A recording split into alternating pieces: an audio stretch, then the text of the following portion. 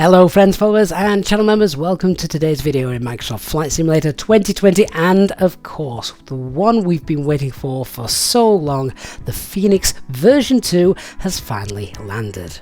Now, for those of you who know this channel well, you can tell from the name perhaps that we tend to fly the Fenix A320 a great deal here on this channel because of course we replicate EasyJet flights, of which the A320 is one of their main aircraft. And I've been fortunate enough to be involved with the Fenix team as well, who have created this amazing aircraft since before its release, and now we've got version 2 here. This updated version is just a whole new ball game with so many updates and features brought into it, not to mention the performance upgrade. In this video we're going to talk about some of the main features of version 2, what will be coming in the future. We'll have a look at how you need to install this new version, because you don't simply just overwrite and install on top of the old Fenix version, and of course we are going to compare the performance of the version 1 and this new version 2. Now, there are two ways to download version 2 of the Fenix. Number one is through the app, which if you could launch that from your desktop outside of the simulator, you'll be able to access the update in the top right hand corner. The other way is to simply go to the website, log in and download from the dashboard. Now, quite important, one of the things the Fenix devs are wanting you to do is to make sure you have a clean installation of this version 2. Don't overwrite the old version. In fact, use the Windows uninstall feature to actually go in and uninstall the Fenix A320 from the list as shown here in the video. So this, you've got a clean installation ready to go. Once the file has downloaded, then just simply run the executable installation file, and that will of course all be done as it was originally when the Fenix first released. You will need to remember that this is now technically a brand new installation, which means you're going to have to log into the Fenix app again, also re-enter your SimBrief ID and Hoppy's ACARS ID if you use that, and also re-download the Airac cycle into the Fenix aircraft as well. Now, although this is version 2, this is just the first block of version 2, which basically deals with a lot of bug fixes and improvements on the internal side of things, and does not affect anything outside visually. For instance, we're not getting the IAE engines, for example, and the actual model and aircraft frame hasn't changed at all, but what's going on under the hood is very impressive. The first thing to note is that the cabin now has capacity of 180 passengers. Yes, low-cost carriers can now rejoice because, like EasyJet would do, they cram more people into their aircraft than, say, the higher-cost carriers such as British Airways. In the future, the Fenix team want to be able to give you the option to choose between the 180 or the 150 passenger capacity. At the moment, though, for this release, you all get the 180 capacity.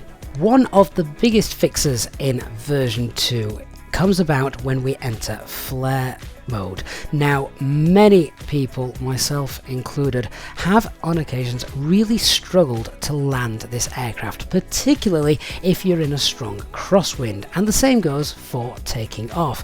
What happened is, whenever we tried to decrab the aircraft, when the aircraft entered flare mode, the ailerons began to lose all authority, which meant normally if you were putting in left rudder to decrab, you'd put in right aileron to kind of balance that out. Unfortunately, the ailerons weren't responding, so what you'd see is the wings would dip and it would become very unstable, and you could potentially end up just careering off the runway in the wrong direction because it struggled to try and settle down on the runway, keeping wings level thanks to the lack of aileron control. Version 2 has fixed this, so if you have gone and got this latest version, go now, try and land somewhere with a decent crosswind, and I guarantee you are going to find this much easier. From an artwork perspective, all of the displays have been rewritten. The primary flight display, the navigation display, the ECAMs, the FCUs, they have now had new fonts and better colorings to match with the real aircraft. The flight management, the fly-by-wire system and auto-flight system has also been recoded, which means now that the fly-by-wire systems work much more akin again to the real aircraft. One of the things that this highly affects is the VNAV, meaning it's going to not hug the speed gates at the bottom all the time like it has done previously. You're going to find this much more realistic. Bear in mind, however, there are certain times where holding the low speed gate is actually a thing, but now it's done in a much more realistic way. When it comes to touching down and landing, the spoilers now dump more lift than they used to in version 1, meaning the aircraft will settle down on the runway much more realistically and firmer. That's not to say that you're going to hit the runway with a higher feet per minute rate, it just means you're not going to feel like there's a tendency to float quite so much once those spoilers are extended. For those pilots who don't activate the approach phase manually, the decel pseudo waypoint algorithm has been rewritten, so where in version 1 it was leaving it far too late before this was overflown and shown in the flight management computer, now it is much earlier and in a much more realistic place so that the approach phase activates earlier. The team have also made the displays brighter, so when flying during the daytime and there's bright sun, you're not going to be struggling to see those displays when the sun is out, particularly at higher altitudes. The team have also cleaned up the flight deck a little bit to reduce the level of wear and tear in the cockpit, and the cabin and galley optimization has also been looked at, which means that this helps with benefiting an increase in performance. The team have also done a lot of work adding new sounds to the aircraft, so you're now going to hear an increased buzzsaw, particularly from the engines when you're in the climb and cruise phase. Gear wind noise has also been improved, as has gear retraction noise, and you'll also hear that spoiler drag noise improved as well.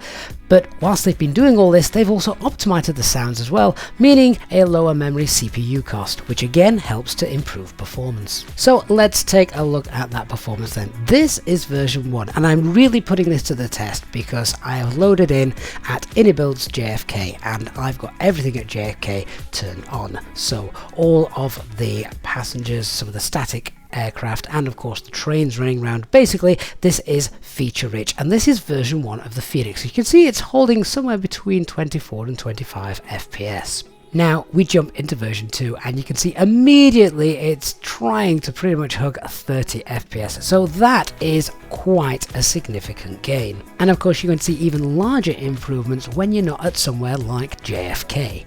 EFB version 2 has not shipped with this first block update for version 2. However, they have improved the map, so if you ever struggle to taxi, simply zoom in on your airport and you now have access to some wonderful taxi charts. If you want to read the full changelog, that is available in the Fenix app.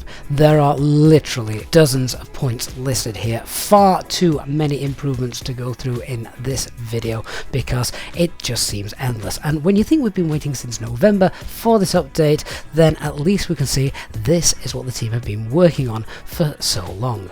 I would love to hear what you guys think about this update and what improvements you have noticed, particularly in terms of performance, so please do leave a comment down below and let me know what your thoughts are when you compare it now with aircraft such as like the PMDG and the fly-by-wire A32NX. Thank you so much for watching. I hope you have enjoyed this video. If you have, then please do leave a like. You can also support the channel further now with super thanks if you wish, and of course if you are new to the channel, then please don't forget to hit that subscribe button and turn on the notification bell so you don't miss any future videos and of course our live streamed flights. Thank you so much. I'll see you all again in the next one. Bye bye for now.